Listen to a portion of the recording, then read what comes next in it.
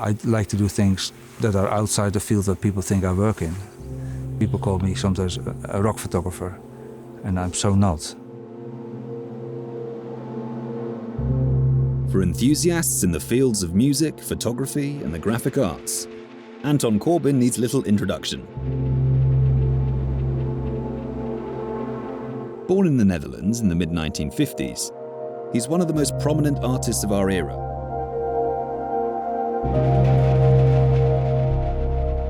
Beginning as a music photographer in his homeland before relocating to London in the late 1970s, Corbijn's work has become instantly recognizable.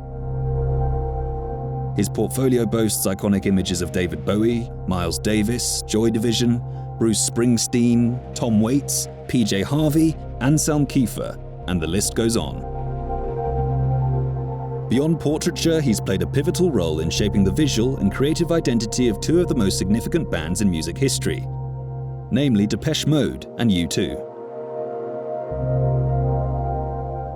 His cover artwork for U2 albums The Joshua Tree and Achtung Baby stand among the most revered in history.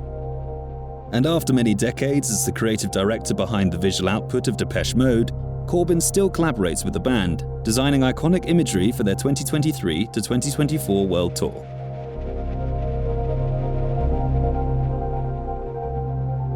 His creative prowess extends to cinema, with acclaimed works such as Joy Division biopic Control, The Americans starring George Clooney, and A Most Wanted Man with Philip Seymour Hoffman. In this episode of Angles, we join Anton Corbijn as he turns his attention from rock stars, musicians, painters and legends of cinema to photographing the Lamborghini Revuelto.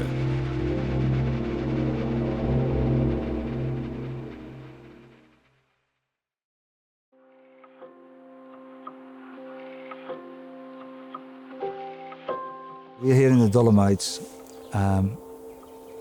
as we can hear by the birds singing, and that's because they have beautiful forest here, and we wanted to have the car as a balancing out the beauty of the forest with the beauty of the car and the sophistication and the power. You know. Yeah, Lamborghini is a beautiful, sophisticated and chic word, I think. The fact that it's cars, very beautiful cars, is very attractive. You know. I think that Revuelto car is stunning. I mean, it's sculpture, and it moves damn fast.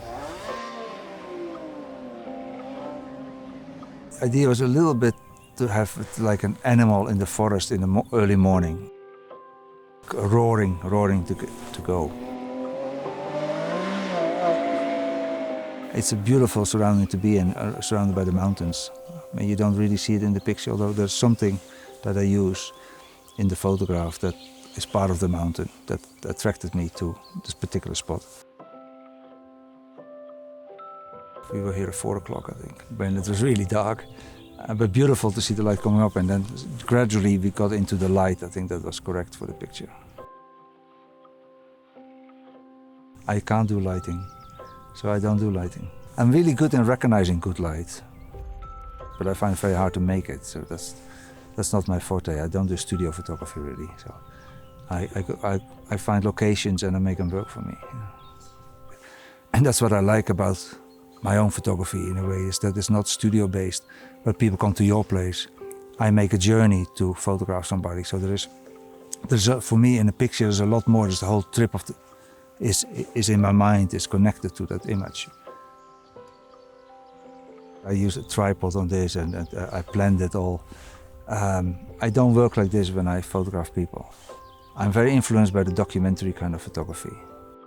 Generally don't work on a tripod, always out of my hand. I let the situation dictate in a way. And I use the situation to my advantage. But I'm very open-minded when it comes to taking pictures. And so I kind of arrange things and then let them loose. That's different with this, so you have to put the car somewhere and then in a place where you want it, and then walk around it basically and find bits and pieces that you think are outstanding and that you photograph. Shot the car from behind. It's so amazing from behind that I felt we had to make that visible. It's hard to find cars these days that have a character. They all look the same. So it's nice when you meet a car that's different. It's quite a piece, yeah, of car making.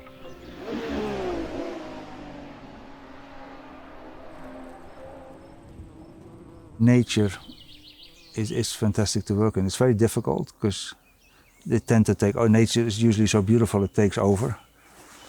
But I think the car was a good balance there. I enjoy driving a car. My parents had a car quite late, but it was a Volkswagen Beetle. And we had 4 kids and we all fit in there. And I have distinct memories of lying in the back of it where they put coats, I think, near the little window and like looking up and I saw the trees going past. Myself, I got a driving license quite late when I was 24. It was the same year that I moved to London and I moved with a car to London. But I had to sell it pretty soon after because I ran out of money. And then it took a few years and then I had some old cars, you know, like Mercs. But it'd be great if you can drive a car that looks beautiful.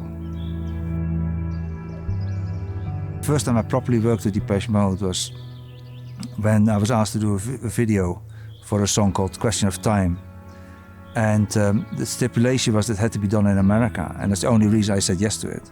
Because I'd never done a video in America then. And I was thinking about road movies.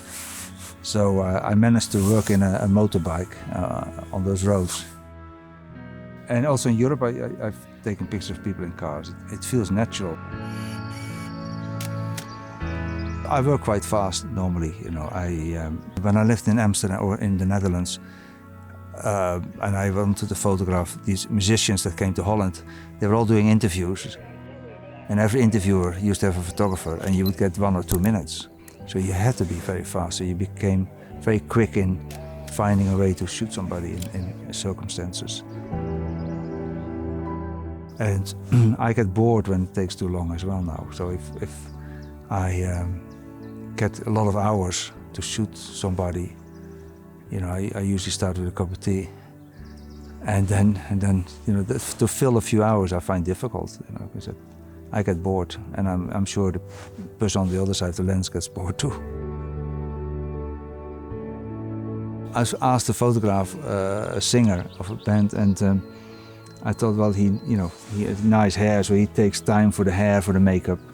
So we start at 9 o'clock, so be 11 before we're outside of the thing, and then we can do a picture there and there and there. And I had my day scheduled, but he was done in 2 minutes. I was like, oh my God. So I got him to crisscross illogically throughout Manhattan. So we would lose the most time driving, because I didn't know what to do with all the time with him, you know.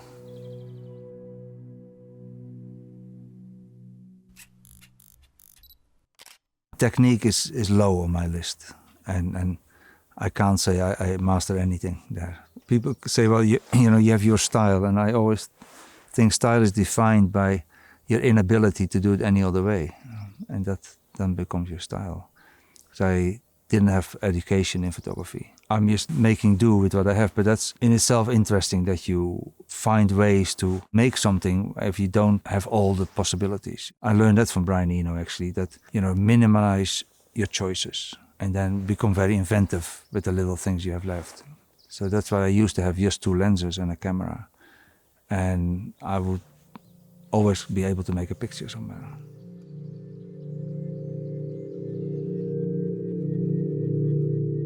I started photography in '72, and I moved to England in '79. So I'd already done album sleeves and everything by that time. I worked for the Dutch equivalent of the NME, and I was able to make all my mistakes there. By the time I moved to England, I was a bit stronger, especially the second year that I lived in England, in 1980. I took pictures that I felt were really great, like the Bowie picture and the Beefheart picture, and Joy Division, all that. Yeah. In the very early years that I photographed, I had maybe 1 or 2 pictures a year that I felt they had something. You know, I couldn't get the picture yet that I had in my mind. I couldn't make it, but it became better in the 80s. I think my pictures are better if I connect. like to make photographs that connect to what the people were doing. And Joy Division is a good example of that, where for me the photograph of 3 people walking away, one looking back, is like a trip to unknown pleasures. So I used their bodies to symbolize the music. I think it was not common in England, at least, to say the least. And that particular picture nobody wanted to publish. But the band really liked the picture. And they asked me to come and photograph them again. And that was just prior to Ian's passing. And after Ian had died, everybody loved that picture that I did, because it looked like a premonition of something. But that's what I do with a lot of photographs, where I try to use the people to symbolize their music or their painting or whatever. I still like photographing people who are in the public eye. You will know their work, whether it's a painting or a piece of music or whatever, and they have an insight already in the person before you meet them. You know. I went on a trip for 5 days, I think. I was looking for desert locations, to be honest, and I looked in California, and I told Bono about this tree, the Joshua tree. He was quite taken by that, and the next morning he came downstairs with the Bible in his hand and said, "Joshua, we have to find this Joshua tree." So we did, and that's how the album got its name. No, I'm very proud of all that work I did with him, and also a lot of the albums that I did with Depeche Mode, because I was also the art director for Depeche Mode, so I designed everything as well as the photographs. And Bono loved the color stuff I did for Depeche, and that's why Achtung Baby has all that color stuff, because that came via Depeche in a way. But yeah, you know, it's fantastic. But you always look at the next thing, you know. I'm not retiring. I want to make new things.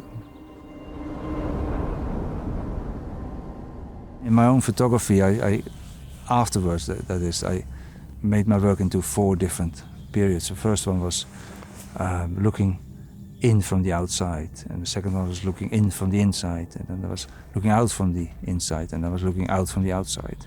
And that's those 4 periods. The first period, you know, I was just doing things. I had no idea where I fitted in or whatever, but I photographed black and white because it's the only thing I could develop myself. And then I find it stronger than color for myself to express myself. I think cameras helped me be more social, because you have to approach people, you have to talk to them and to take a picture. So that helped me a lot. And then the results helped me again to feel a bit better about myself, a bit stronger and stuff like that. You know, my influences were probably quite obvious, but you know, I try to develop my things, and that's why I like to do things that are outside the field that people think I work in. People call me sometimes a rock photographer, and I'm so not. I think my work in the beginning was very brave, because nobody liked it. Most people like to look good in pictures, and I'm not so good in that. I had to make people look interesting, and also because I had no idea what to do else. But and everybody's a photographer, so it's difficult to make your mark in that sense. And you know, whether people like it or not, that's what you should do. You know, I don't work in a 9-to-5 job, so I do my thing, and I'm happy that a lot of people seem to like it. But I would still do it if that was not the case. Thank you for listening to this first episode of Angles, a Lamborghini podcast. New episodes will be coming regularly on Spotify, Apple Podcasts, YouTube, and Lamborghini.com. We hope you can join us for episode 2, coming very soon.